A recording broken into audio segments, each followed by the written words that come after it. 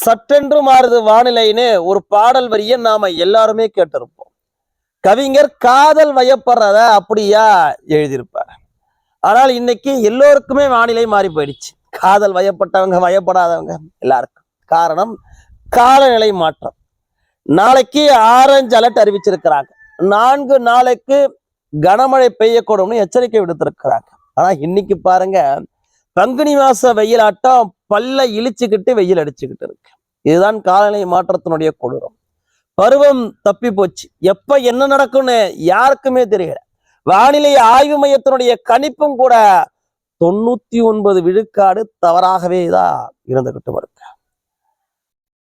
தை மாசம் வரைக்கும் அந்த நெல்லை அறுத்து வீட்டுக்கு கொண்டு வந்து வியாபாரிகள்கிட்ட ஒப்படைக்கிற வரைக்கும் விவசாயிகள் வயிற்றுல நெருப்ப கட்டிக்கிட்டு தான் இருக்கிறதா இருக்கு.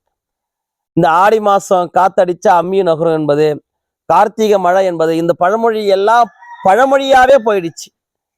இன்னைக்கு தை மாசத்துல அறப்பறக்கிற நாள்லையும் கூட அடைமழை பெஞ்சாலும் ஆச்சரியப்படுவதற்கு இல்லை என்கின்ற சூழ்நிலையில விவசாயிகள் வேதனைகளை துடிச்சுக்கிட்டு இருக்கிறாங்க. விவசாயிகள் மட்டுமல்ல, எல்லோருக்குமே காலநிலை மாற்றத்தினால பேராபத்துலதான் நின்றுகிட்டு இருக்கிறோம். இதை குறித்து வேற எந்த கட்சியும் பேசுறதில்லை. பாட்டாளி மக்கள் கட்சியும் பசுமை நாயகர் அண்ணன் அன்புமணி ராமதாஸ் அவர்கள் மட்டும்தான் பல தடவை எச்சரிக்கையும் எடுத்துட்டாங்க. ஆனால் மற்ற கட்சிகள் எல்லாம் காலநிலை மாற்றத்தெல்லாம் கண்டுக்கிறது இல்லை. ஏதோ ஆட்சிக்கு வந்தோம், கொள்ளையடிச்சோம், கஜானாவை அனுப்பணும், திரும்பி அடுத்த எலெக்ஷனுக்கு செலவு பண்ணோம், திரும்பி ஆட்சிக்கு வந்தோம், கொள்ளையடிச்சோம், தமிழன் தலையில மொட்டையடிச்சோம் என்கின்ற ரீதியில தான் இருந்துகிட்டு இருக்கோம்.